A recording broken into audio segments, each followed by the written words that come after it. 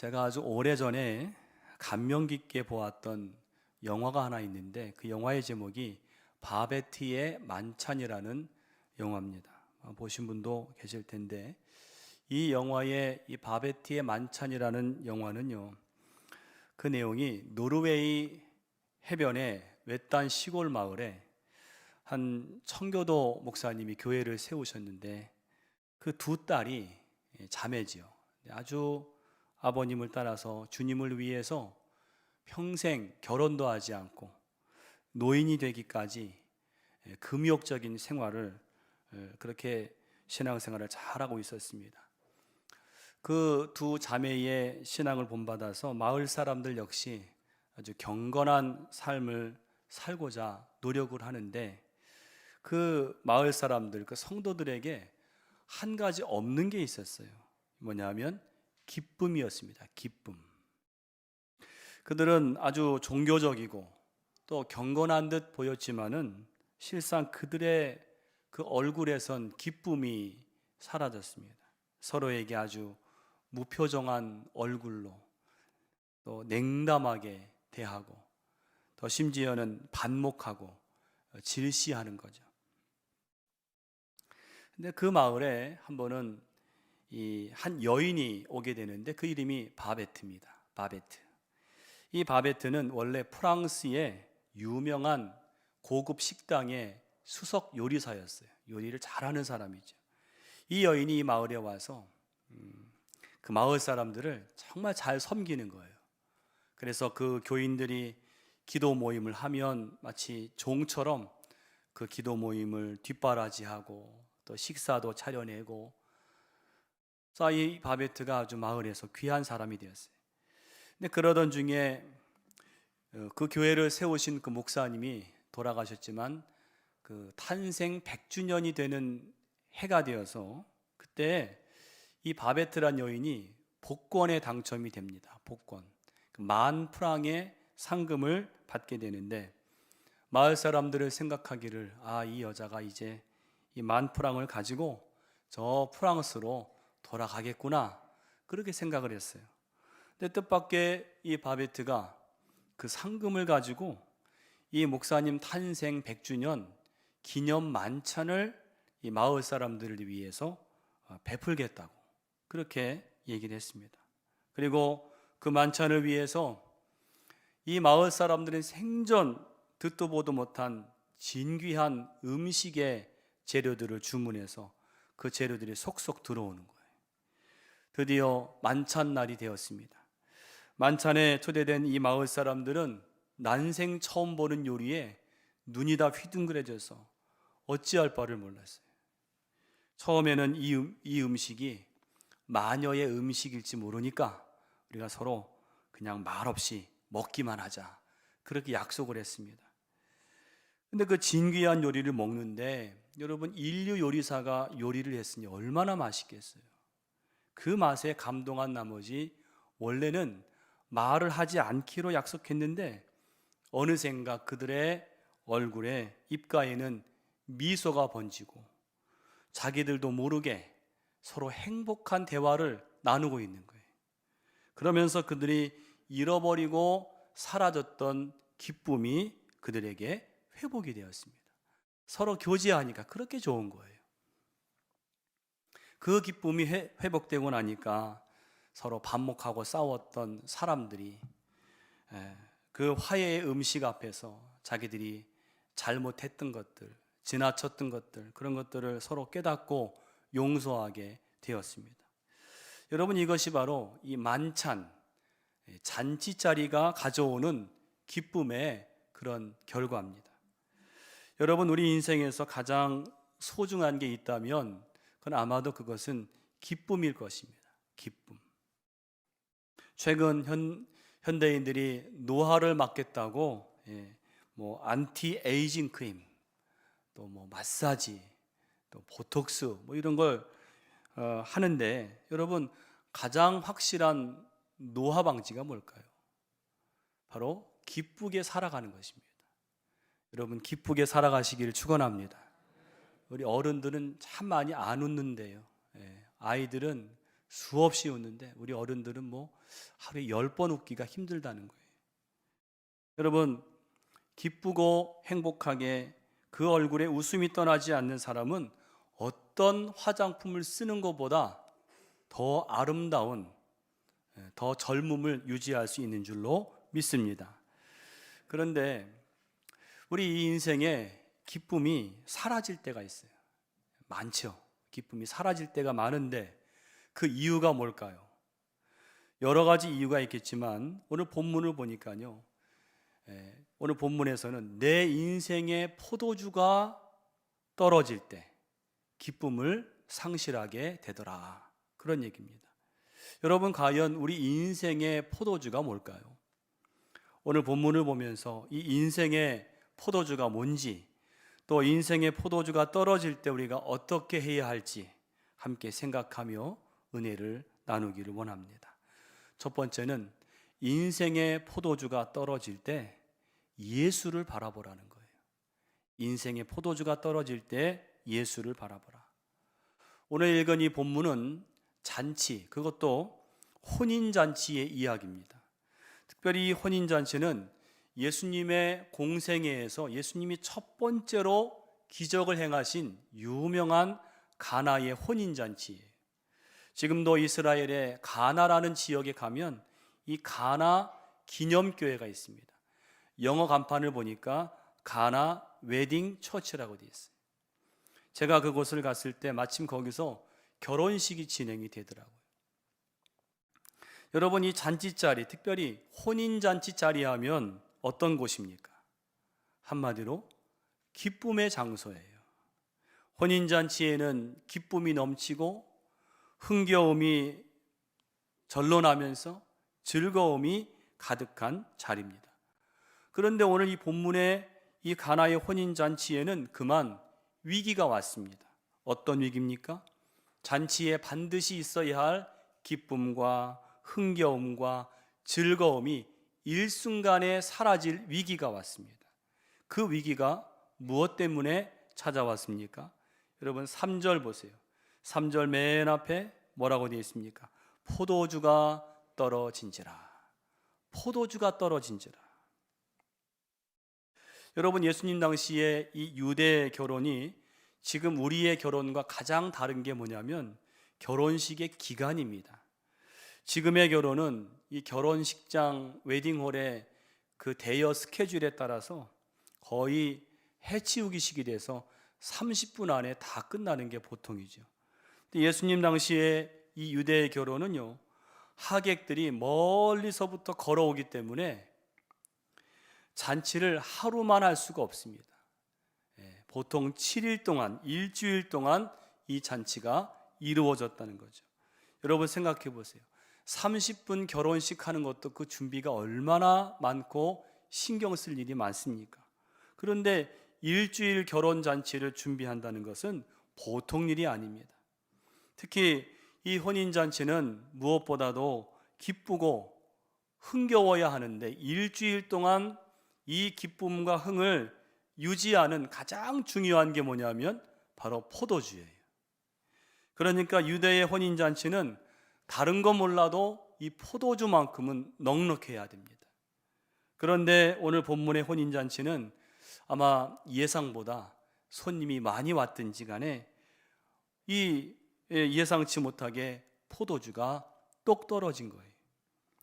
이 혼인 잔치를 주관하는 혼주, 또 거기에 연회장이 이 사실을 안 순간에 여러분 한번 상상해 보세요. 그 얼굴이 웃음기가 싹 가시고 기쁨이 사라졌을 것입니다. 생각해 보세요. 손님들 다 불러놓고 잔치를 열었는데 포도주가 떨어졌으니 이게 웬 망신입니까? 종들도 수군거리면서 우왕좌왕하면서 이거 어떻게 될 것인가 막 분주하게 다닐 때에 거기에 손님들도 이 분위기를 다 알아차렸겠죠. 여러분, 이 혼인잔치가 이게 어떻게 될 것입니까? 칭찬과 축복은커녕 아주 망신만 당하게 되었어요. 여러분, 오늘 이 본문이 주는 첫 번째 영적 교훈은 뭐냐면요, 우리 인생도 이런 때가 있다는 거예요. 바로 나에게 꼭 있어야 할 포도주가 떨어져서 난감하고 당황스럽고 낙심이 되는 때가 있다는 것입니다. 여러분, 그렇다면 우리 인생의 포도주가 뭘까요? 다름 아닌 오늘 나에게 기쁨을 주고 그냥 생각만 해도 좋은 그것이 보통 우리가 인생의 낙이다, 인생의 낙, 그렇게 말하죠. 그래서 그런 말 하지 않습니까? 요즘 무슨 낙으로 사세요? 무슨 기쁨으로 사세요? 요즘 난 사는 낙이 없어, 이런 말을 합니다. 제 처의 할머님이 지금은 돌아가셨는데 한 10년 전에 90이 가까운 연세에도 교회 가시는 걸 그렇게 기뻐하셨어요. 늦게 믿으셨는데 당시 광림 남교회를 나가셨거든요. 그러니까 주일에 교회 가면 예배도 드리지만은 거기에서 목사님들이 그렇게 반갑게 반겨드리고 또 선교 회원들을 만나면 같은 연배의 그 선교 회원들과 만나서 식사도 하고 차도 마시고 교제하시는데 그걸 그렇게 행복해 하셨어요. 지금 돌아보니까 그게 그분 인생의 큰 기쁨이었구나, 그게 낙이었구나 라는 생각이 들더라고요. 그런데 얼마 후에 그 할머님이 이사를 가셔서 교회 버스가 그곳까지 갈 수가 없으니까 더 이상 교회를 나가실 수가 없게 되었어요. 자, 그렇게 되니까 그 기쁨이 사라지고 나니까요, 무척이나 괴로워하셨습니다. 여러분, 이처럼 우리 사람은 다 저마다 다 자신에게 기쁨을 주는 낙이 있습니다. 바로 인생의 포도주죠. 어떤 사람들은 재물을 열심히 모으는 게 낙인 사람도 있고, 또 어떤 분은 운동으로 건강한 몸을 만드는 것을 보면서 기쁨을 누리고 그걸 낙을 삼는 사람도 있고요. 어떤 사람은 맛있는 음식을 아주 먹는 것을 낙으로 삼아서 맛 따라 여행을 다니는 분들도 계시죠. 또 친구를 만나는 게 낙인, 그런 경우도 있습니다. 그러고 보면 우리 사람은 다 저마다 인생의 낙과 기쁨, 나만의 인생의 포도주가 있는 것 같아요. 그런데 오늘 한 가지 분명히 알아야 할 사실은 뭐냐면, 오늘 우리에게 그렇게 기쁨과 낙을 주는 그 인생의 포도주는 언제까지나 영원하지 않다는 거예요. 오늘 본문에 보니까 그 포도주가 떨어진지라. 언젠가는 나에게 인생의 기쁨을 주는 그 포도주는 떨어지게 되어 있다는 거예요. 문제는 무엇입니까? 그 인생의 포도주만 바라보고 살다가 그 포도주가 떨어지고 나면 내 인생의 기쁨이 싹 마르는, 그게 문제인 거죠. 오늘 누가 그랬는가? 바로 혼인잔치를 열었던 혼주와 연회를 주관하는 연회장과 또 거기에 모인 하객들조차도 이 잔치에 포도주가 떨어지고 나니까 난감하고 당황이 되고 기쁨과 흥겨움과 즐거움이 한순간에 사라질 위기가 되었다는 것입니다. 그런데 오늘 이 본문을 보니까 정말 놀라운 사실은 이 혼인잔치에 단 한 사람만큼은 달랐다는 거예요. 다른 사람들은 포도주가 떨어져서 다 당황을 하고 요즘 속된 말로 멘붕이 왔을 거예요. 그런데 한 사람만큼은 침착함과 의연함과 소망을 잃지 않았는데 그가 누구냐? 바로 예수의 어머니 마리아였어요. 이 마리아는요, 포도주가 떨어진 상황에도 침착하게, 의연하게, 소망을 잃지 않고, 왜 그랬는가? 이 마리아는요, 그 자리에, 포도주가 떨어진 그 자리에 포도주보다 더 귀한 분이 계심을 알았기 때문에 그래요. 오늘 이 마리아 눈에는 떨어진 포도주보다 더 중요한 게 뭐냐면, 그 자리에는 사람들이 그토록 중요하게 여기는 그 포도주를 있게도 하시고 없게도 하시고, 아무리 우리가 크고 어려운 문제를 만났을지라도 그분께 나아가서 구하기만 하면 어떤 문제든 해결하실 수 있는 그 소망이 되시는 분이 우리와 이 자리에 함께 있다는 사실을 이 예수님의 어머니 마리아는 알았던 줄로 믿습니다. 그가 누구십니까? 3절 보니까, 여러분 3절 보시면 포도주가 떨어진지라, 그 다음에 예수의 어머니가 예수에게 이르되 저들에게 포도주가 없다. 오늘 이 말씀 보면 마리아는 포도주가 떨어짐으로 당황하고 허둥댄 게 아니라 떨어지자마자 오늘 예수님에게 가서 포도주가 없습니다. 예수를 바라보았어요. 여러분 기억하세요. 오늘 내가 기대했던, 내가 의지했던 내 인생의 포도주, 내게 기쁨과 낙을 주던 그 포도주가 사라질 때 우리는 예수를 바라봐야 될 줄로 믿습니다. 여러분, 내 인생에 기쁨이 사라지면 오늘 우리는 마리아처럼 예수를 바라봐야 됩니다. 나에게 기쁨을 주는 그 무엇이 사라져서 당황하고 낙심하지 말고, 오늘 그럼에도 나에게는 예수님이 함께 계심을 믿음으로 이기시는 저와 여러분 되시기를 간절히 축원합니다. 여러분, 우리가 의지하는 이 세상의 포도주는요, 언젠가는 떨어질 수 있어요. 재물도 떨어질 수 있습니다. 건강도 떨어집니다. 내가 믿었던 사람도 나에게 실망을 줄 수 있습니다. 자녀를 그렇게 믿었지만 자녀도 나에게 기쁨이 되지 못하는 때가 많습니다. 심지어는 아내나 남편도 나에게 기쁨이 되지 못할 때가 있더라는 거예요. 여러분, 세상의 포도주는 다 떨어질 수 있어요. 그러나 오늘 우리가 믿음을 가지기만 하면 우리에게는 영원히 떨어지지 않는 포도주가 있는 줄로 믿습니다.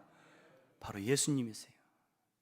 예수님, 영원히 우리에게 소망이 되시는 그 예수님, 영원한 포도주가 되시는 예수님으로 말미암아 감사하고 기뻐하시는 저와 여러분 되시기를 간절히 축원합니다.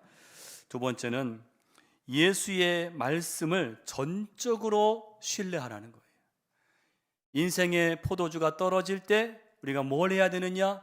예수님의 말씀에 전적으로 신뢰하라는 거예요.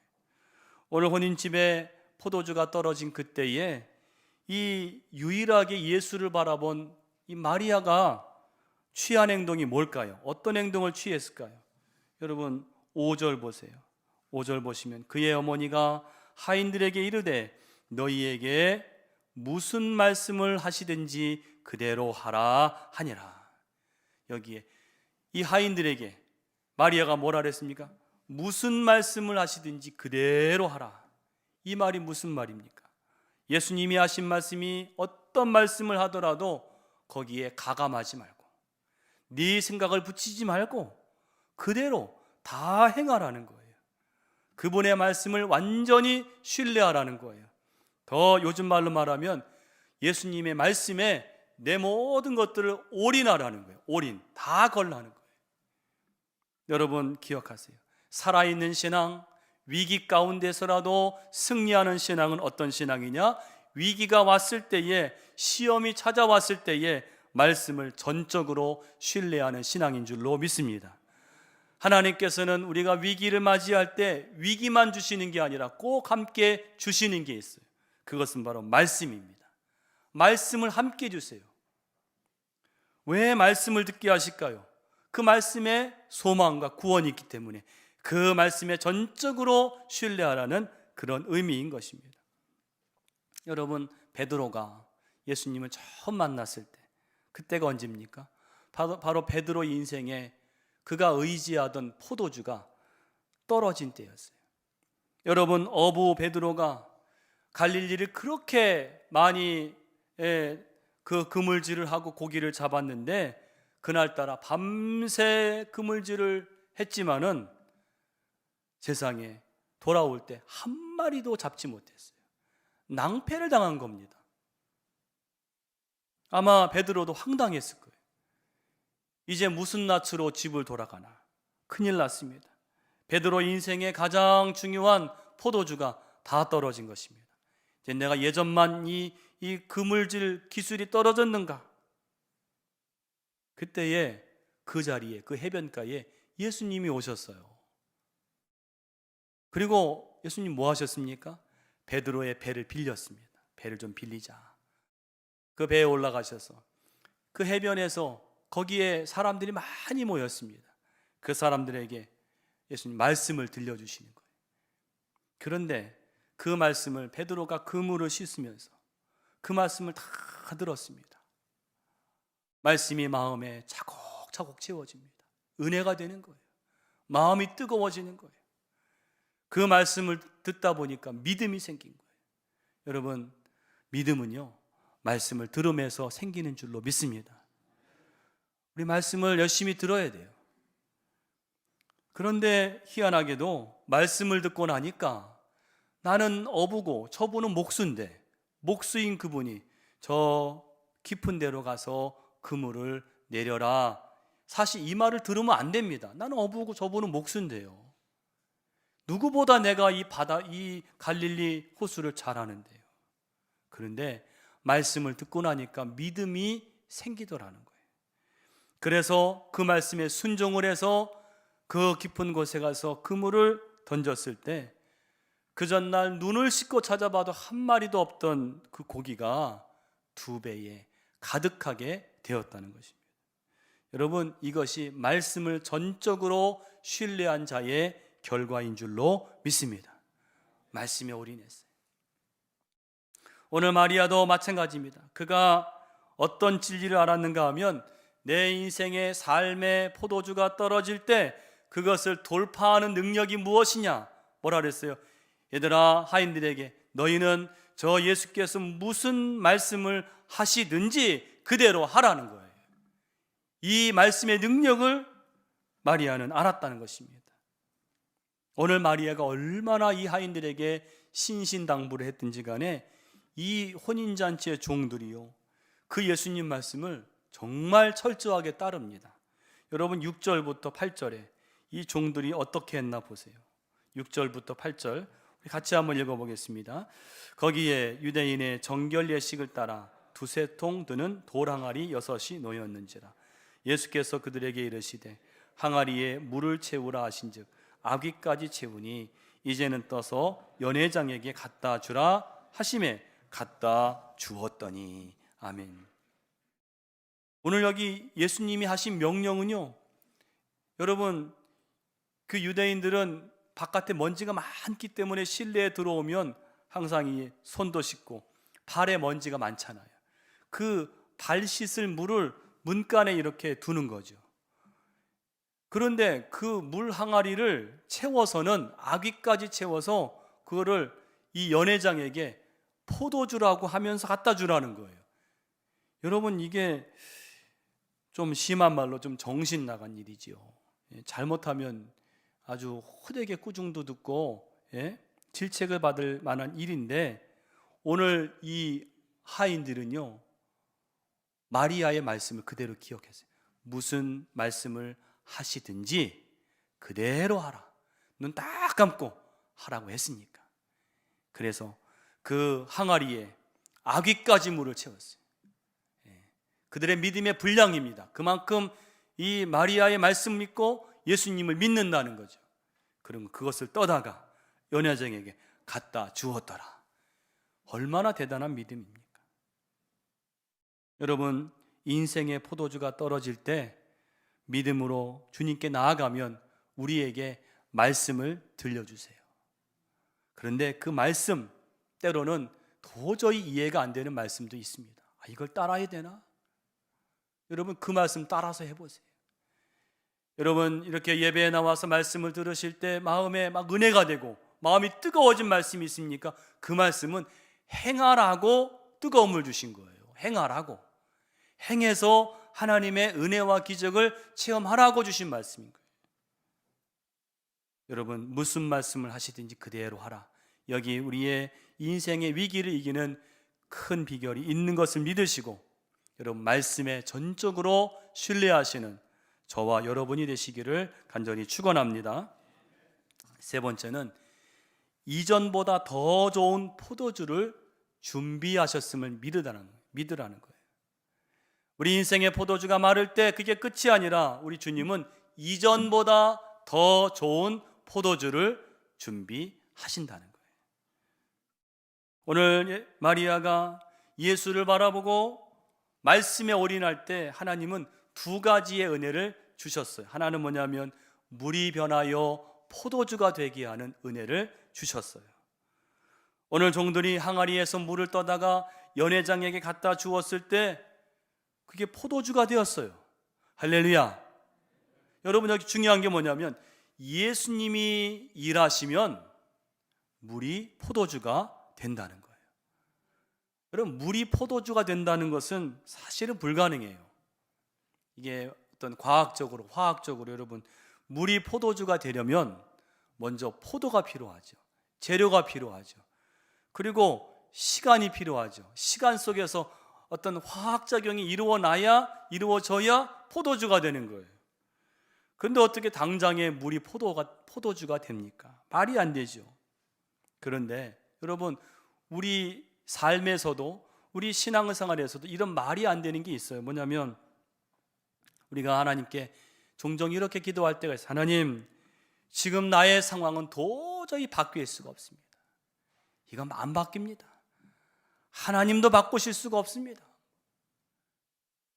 또 하나님, 내가 지금 나에게 어려움을 주는 이 사람은 절대 안 바뀝니다. 죽었다 깨나도 그 일은 안 됩니다. 그 사람은 안 됩니다. 이게 물이 변하여 포도주가 될 수 없는 것처럼 우리 삶에도 이건 절대로 될 수가 없습니다. 변할 수 없습니다. 라고 말하는 것들이 있더라는 거예요. 오늘 성경은 뭐라고 하십니까? 예수님이 하시면 물이 변하여 포도주가 될 줄로 믿습니다.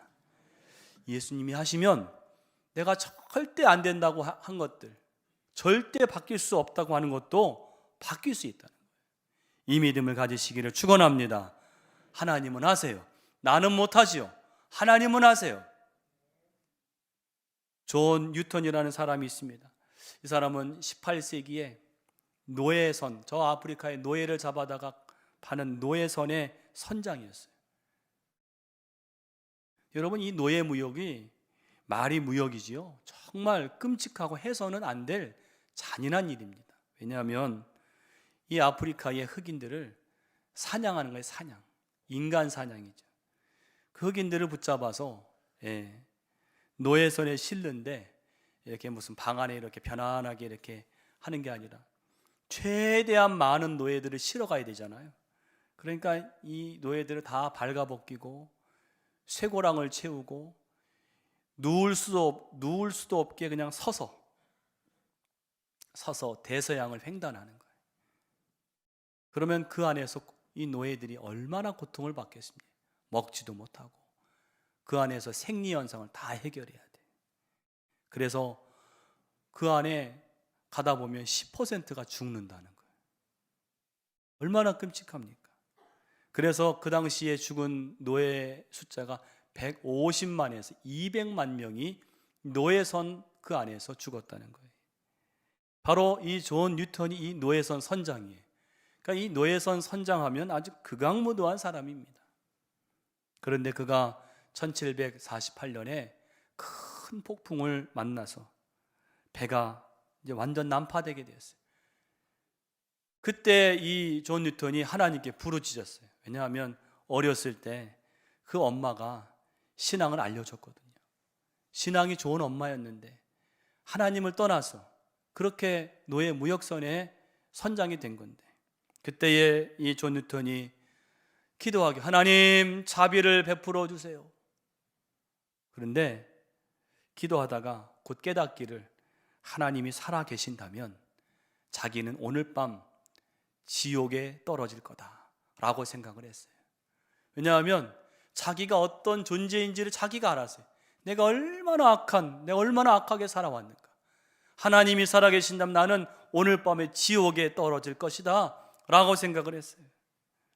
그런데 눈을 떠봤더니 자기가 살아있는 거예요. 그때 그가 고백하기를, 어찌 나 같은 자를 하나님 살리실 수 있단 말인가. 도무지 하나님의 은혜가 이해가 안 되는 거예요.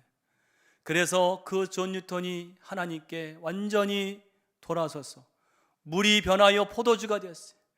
하나님께 그 극악무도한 노예 선장이 하나님께 울면서 자기 자신을 드렸어요. 그가 누구냐 하면 여러분, 우리가 가장 많이 부르는, 전 세계 사람 가장 많이 부르는 어메이징 그레이스를 지은 존 뉴턴입니다. 나 같은 죄인 살리신 그 은혜 놀라워. 그가 나중에 말년이 이제 마지막 돌아가시기 직전에 목소리가 안 나오는 거예요.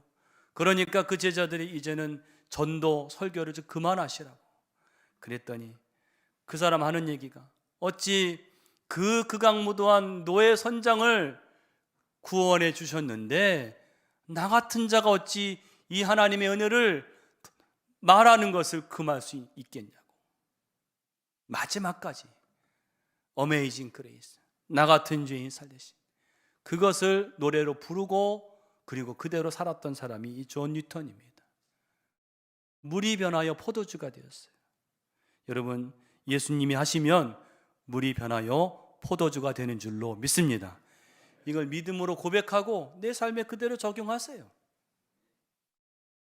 또 두 번째 은혜는 이전보다 더 좋은 포도주의 은혜를 주셨어요. 저는 포도주는 잘 모르지만요, 이 성찬식 때 먹는 포도주밖에 없습니다. 근데 분명한 사실은 이 포도주, 이렇게 마트에 가서 보면 천차만별이더라고요. 값싼 포도주가 있는가 하면 아주 비싼 포도주가 있더라고요.